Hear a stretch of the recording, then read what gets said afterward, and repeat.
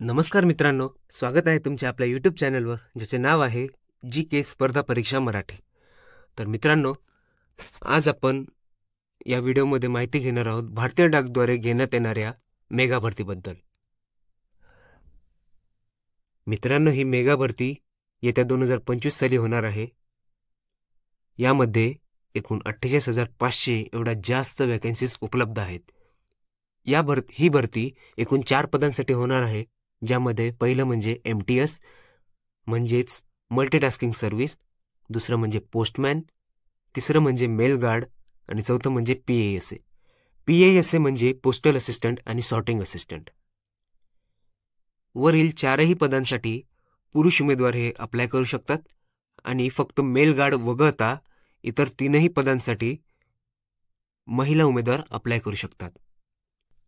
आणि अजून एक महत्त्वाची गोष्ट म्हणजे यासाठी 10वी पास, 12वी पास किंवा इतर कुठलीही ग्रॅज्युएशन असलेले उमेदवार हे अप्लाय करू शकतात. या पदांच्या पेमेंटबद्दल बोलायचं झालं तर बेसिक पेचे 18,000 रुपये आहे आणि मॅक्झिमम पेचे 81,000 रुपये आहे. जशी जशी तुमची पोस्टिंग वाढत जाईल तसं तुमचा पगार देखील वाढत जाईल.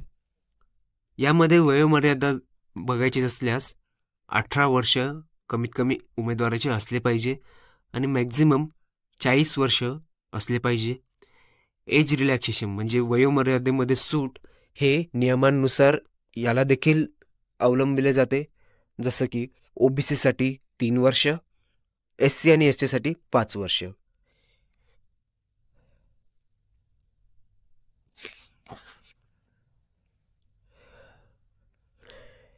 या भरतीमध्ये अप्लाय करण्यासाठी जनरल प्रवर्गाच्या आणि OBCच्या उमेदवारांसाठी एकूण 100 रुपये फीस असणार आहे. SC, ST आणि PW साठी कुठलीही फीस नसणार आहे. जी पेमेंट मोड आहे ती ऑनलाईन असणार आहे. या भरतीसाठी आवेदन करण्यासाठी काही महत्त्वाचे डॉक्युमेंट्स लागणार आहेत. ते खालीलपैकी आहेत: पासपोर्ट साईज फोटोग्राफ, तुमची सही, आधार कार्ड, एज्युकेशन सर्टिफिकेट म्हणजे तुम्ही 10वीचं सर्टिफिकेट लागेल किंवा 12वीचं लागेल. जर तुमच्याकडे ग्रॅज्युएशन असेल तर तेही देऊ शकता. अजून तुमचं कास्ट सर्टिफिकेट लागेल आणि एज प्रूफ जे की आधार कार्डमध्ये होऊन जाईल.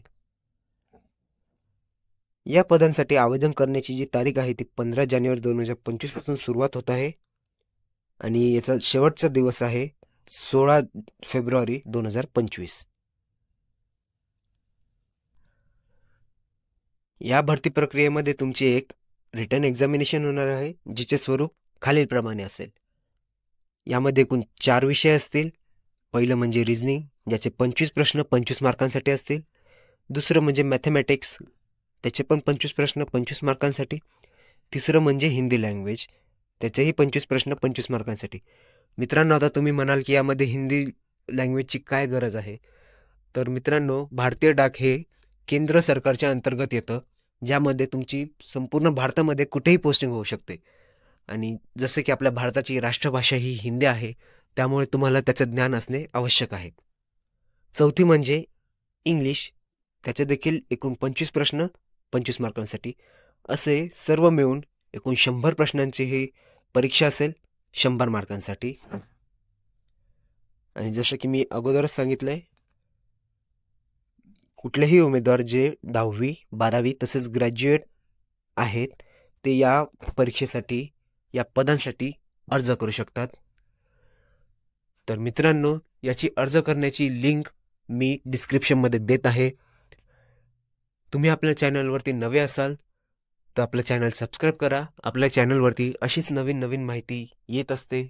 तर चला मित्रांनो, भेटूया एका नवीन व्हिडिओ आणि एका नवीन माहितीसोबत. धन्यवाद.